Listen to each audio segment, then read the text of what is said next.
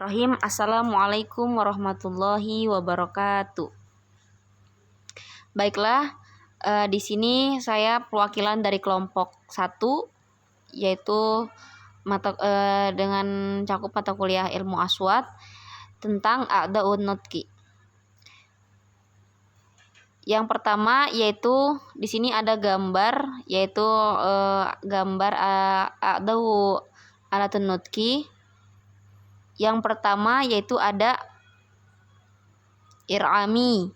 Yang kedua itu ada hanjaroti, artinya dia pangkal tenggorok atau laring. Nah, kemudian yang ketiga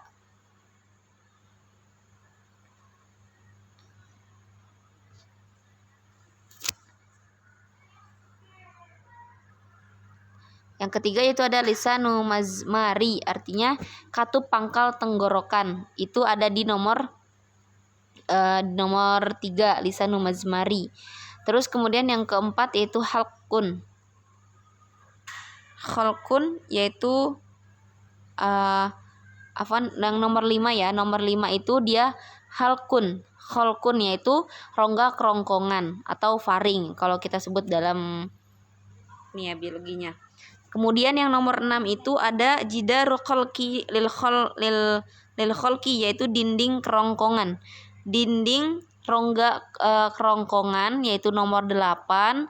Kemudian yang nomor 9 ada gor atau hanaku sulbin atau langit-langit keras. Langit-langit kalau tobakun hanakulin yang nomor 8 yaitu langit-langit lunak. Tapi kalau misalkan solabin yaitu langit-langit keras.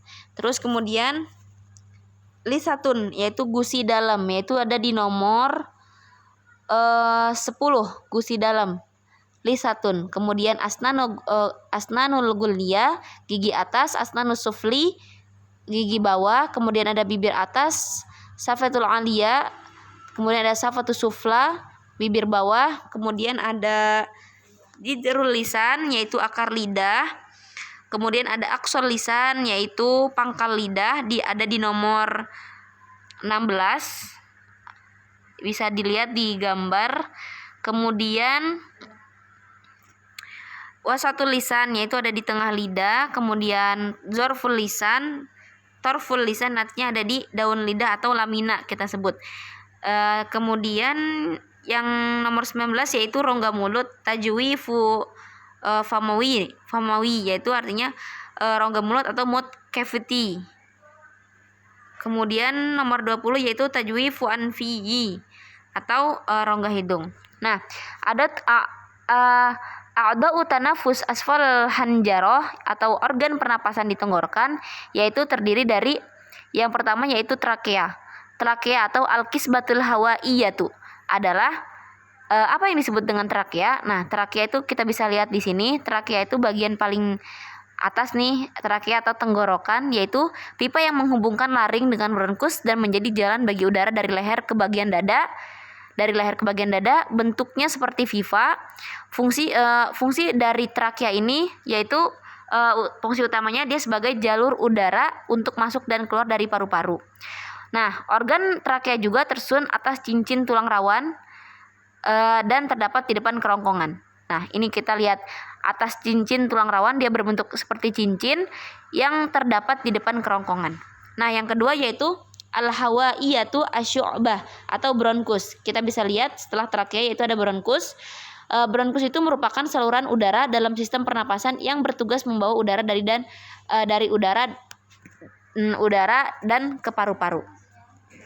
Kemudian yang ketiga yaitu ada bronchiolus, yaitu cabang dari bronkus. Artinya bronchiolus itu kan cabang dari bronkus yang merupakan jalur utama untuk menyalurkan udara di paru-paru. Nah, ketika kapan? Ketika udara yang kita hirup saat bernapas, maka ia akan masuk ke paru-paru melalui bronkus dahulu, namun dia akan masuk ke paru-paru melalui bronkus. Namun, agar udara ini bisa menyebar merata ke jaringan paru-paru, diperlukan saluran yang lebih kecil lagi. Nah, itu bisa dilihat gambarnya di ada utanafus asfalal hanjaroh. Kemudian di sini ada paru-paru, yaitu alveolus. Alveolus atau alhuwaisilat ya. Merupakan apa itu? Alveolus. Alveolus artinya merupakan kantung yang memiliki dinding tipis yang terdiri dari ujung saluran udara terkecil atau bronchiolus yang ada di dalam paru-paru yang di dalamnya berisi udara. Itu paru-paru. Itu alveolus. Alveolus. Nah, kemudian di paru-paru juga dia kita bisa lihat di gambarnya, yaitu yang seperti bentuk cincin itu ada trakea, kemudian bronkus kiri, bronchi, bronchiolus, kemudian lobus kiri, kemudian ada pleura vivid, diafragma. Kemudian di belah kirinya yaitu ada bronkus kanan, labus kanan, kemudian ada alveoli. Kemudian diafragma. Diafragma itu merupakan, di sini ada gambarnya, kita bisa lihat diafragma itu ada udara masuk dan udara keluar ya. Itu disebut dengan diafragma. Diafragma itu artinya kalau udara masuk berarti inspirasi, udara keluar itu ekspirasi ya. Kemudian di sini bisa dibaca maknanya juga, ada arti dari diafragma yaitu otot utama yang digunakan dalam proses menarik dan menyalurkan napas. Diafragma terletak di bawah rongga dada dan berbentuk seperti kubah otot organ tubuh ini. Kemudian rongga faring, tajwiful halqi. Rongga faring atau kita disebut juga kerongkongan ya. Rongga faring kita sebut juga sebagai kerongkongan. Di sini ada gambarnya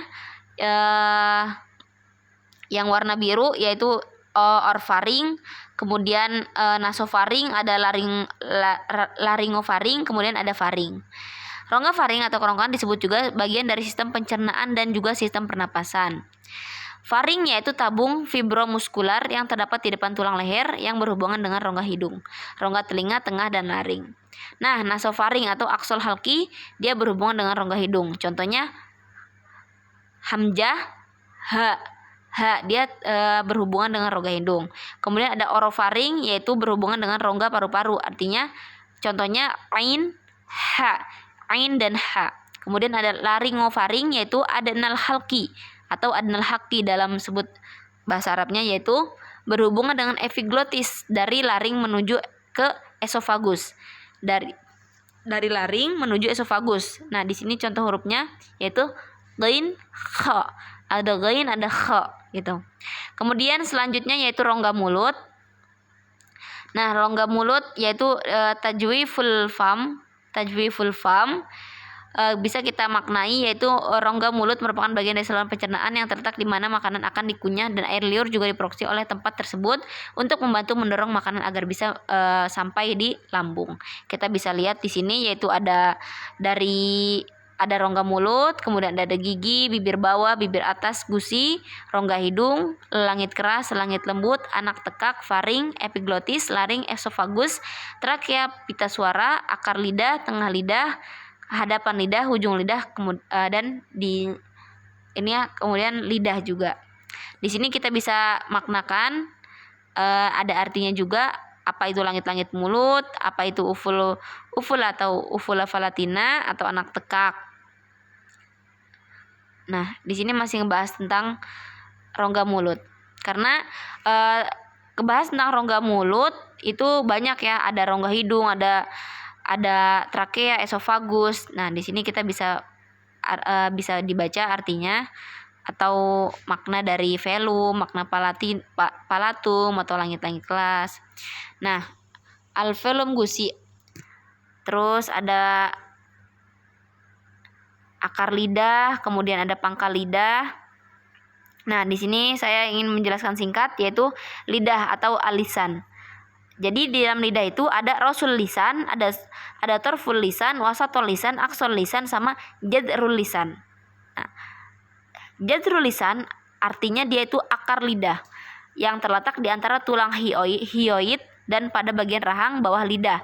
Panggung pada bagian akar ini memiliki posisi duduk di bagian orofaring.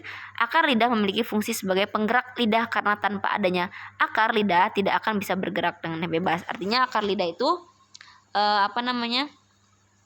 Dia sebagai penggerak lidah karena tanpa adanya dia tidak akan bisa bergerak dengan bebas. Nah, kemudian yang selanjutnya itu ada aksol lisan, yaitu pangkal lidah ya. Bisa dilihat di gambar, yaitu yang kedua aksol lisan. Artinya aksol lisan ini dimaknai dia yang menempel pada dasar rongga mulut dan terletak di belakang sehingga tidak bisa dilihat dari luar mulut. Nah, jadi si aksol lisan ini terdiri dari yang terletak di belakang sehingga dia tidak bisa dilihat dari luar mulut. Pangkal lidah bisa bergerak tapi pergerakannya tidak bisa bebas bagian ujung dan tepi lidah. Contohnya di sini qaf, kaf, waw.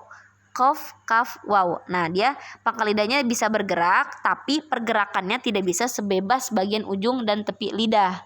Kayak gitu. Kemudian permukaan atas lidah disebut juga dengan punggung lidah atau wasatul lisan.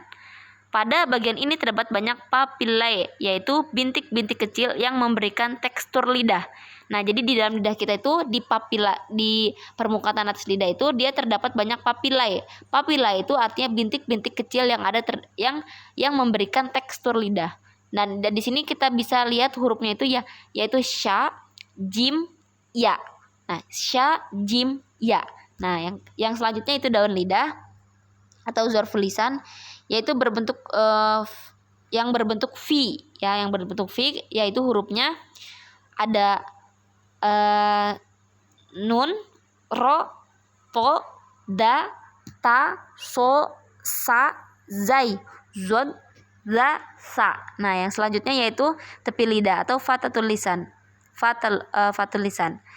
Nah, tepi lidah itu bagian ini meliputi lidah bagian depan ujung, artinya ra'sul lisan ya, serta kanan dan kiri tepi. Ujung dan tepi lidah bisa bergerak dengan bebas ke depan, belakang kanan maupun ke kiri. Nah, di ujung lidah itu kan kita bisa menghadap ke belakang gitu kan, ke kanan, ke kiri atau ke depan gitu kan. Nah, di sini ada hurufnya yaitu do, la. Do sama la. Nah, selanjutnya yaitu kartilago atau tulang rawan. Kartilago tulang rawan kita bisa lihat di sini.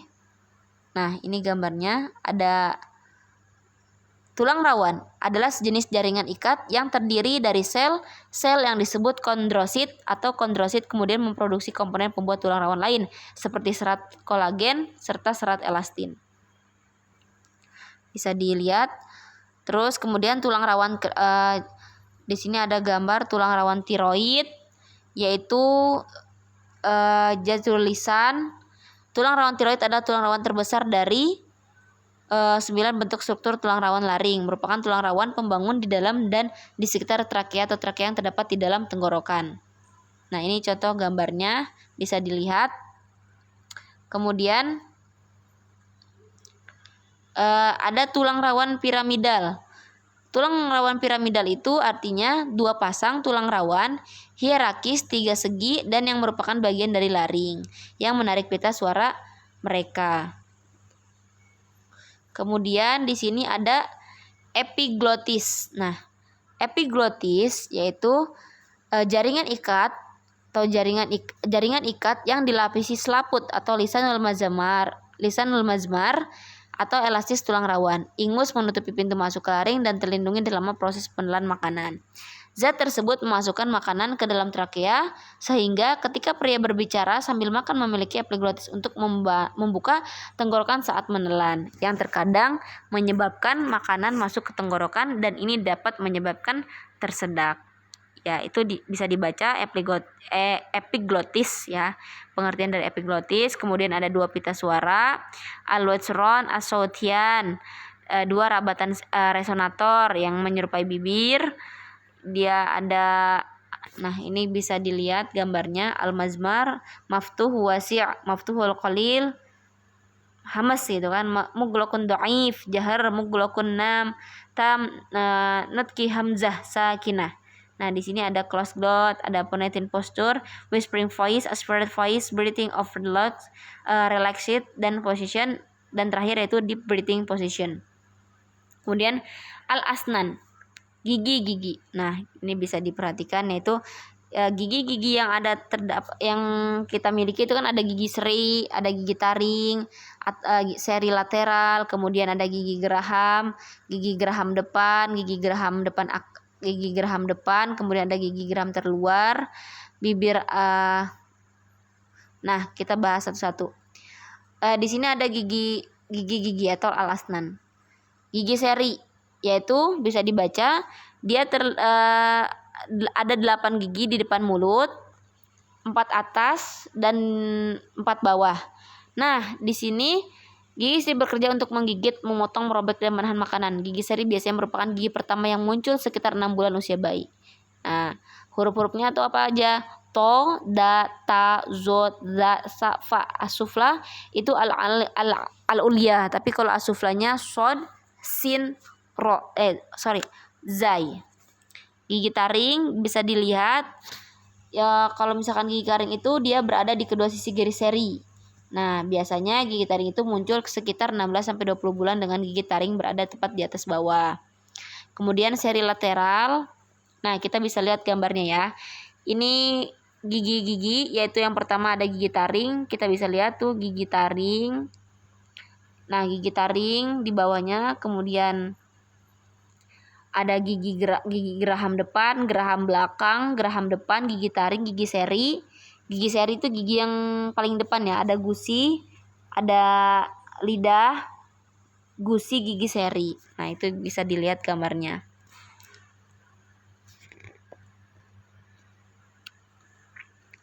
Nah, ini bentuk-bentuk giginya nih. Ini bentuk-bentuk gigi. Kalau gigi geraham gimana, kalau gigi seri gimana, ini bisa dilihat gambar-gambarnya. Kemudian selanjutnya yaitu masih bentuk. Nah, bibir. Di sini ada bibir bibir atas dan bibir bawah. Bibir atas yaitu sufatul ulya, bibir bawah itu safatul sufla ya, sufla.